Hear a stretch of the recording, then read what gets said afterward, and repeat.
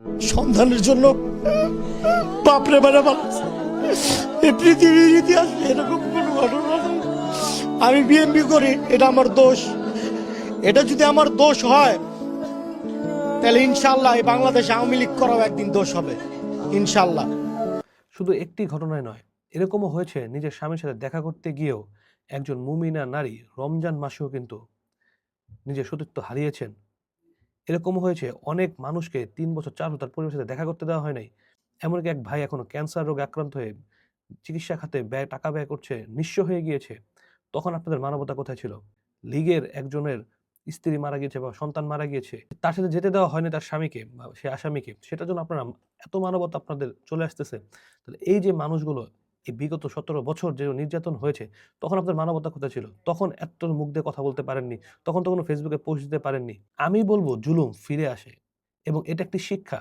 হ্যাঁ, তার স্ত্রী সন্তান মারা গিয়েছে, তার যাওয়া উচিত ছিল। এটাকে আমি কখনোই ইগনোর করতেছি না। কিন্তু এখান থেকে যারা জুলুম করেছে, যারা সরেছে, যাদেরকে শিক্ষা নিতে হবে যে আপনি আজকে যদি জুলুম করেন, তা আপনাদেরও হবে।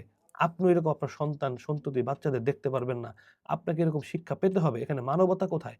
যেখানে অনেক অসংখ্য আলেমদের তারা নির্যাতন করেছে, তারা ফ্যামিলি থেকে দূরে রেখেছে বছরকে বছর। কেউ তো ভিতরেই মারা গিয়েছে, তাদের কোনো খোঁজ খবরই নেই। আর এরকম যে এই যে বাবার জন্য ছেলেকে মেরে ফেলা, তো সবকিছুই কিন্তু সেই সময়টায় হয়েছে। তখন কোনো মানবতা ছিল না। আর এখন আপনাদের অনেক মানবতা হয়েছে। হ্যাঁ, মানবতা থাকা উচিত, কিন্তু সেটা চিন্তা করতে হবে তারা যেটা করেছে সেটাই তারা ফেরত পাচ্ছে। এখানে তো মানবতা আপনি কি দেখাবেন?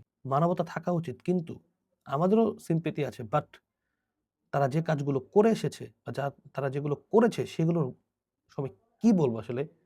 এই ভাইটা তার জন্য তার বাবাকে দুনিয়া থেকে বিদায় করে দেওয়া হয়েছে। আমাদের রমজানে রোজা রাখা অবস্থায় একজন বোনকে আমরা দেখেছি, আসলে কি বলবো? তাহলে ভাই মানবতা দিয়ে চিন্তা না করে তাদেরকে বুঝতে হবে যে জুলুমকারী কখনোই ক্ষমা হয় না। দুনিয়াতে বা আখিরাতে তারা লাঞ্ছিত হবে, তাদের বিচার হবে। এবং যারা জুলুম করবেন বা করতে চাচ্ছেন বা করছেন তারা এখনই সাবধান হন।